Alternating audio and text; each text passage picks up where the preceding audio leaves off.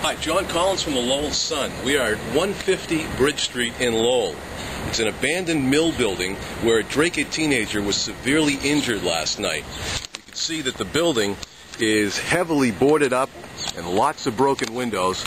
It is 5 stories tall on the banks of the Merrimack River right over there. It is in a mill complex where there are some nicely kept residential mill buildings, but this one has not been developed as residential.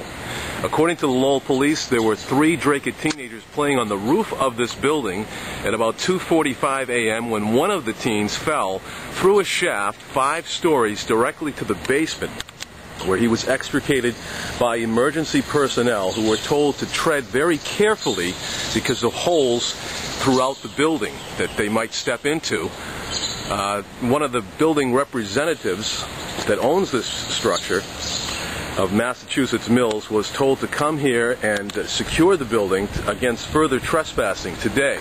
Now, a quick perusal of the building shows that there still is at least one access point that we found out with minimal pressure.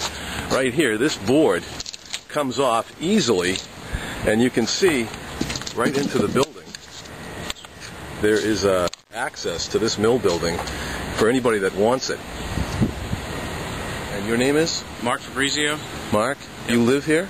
Yep, I live in the apartment right across the way from the abandoned building.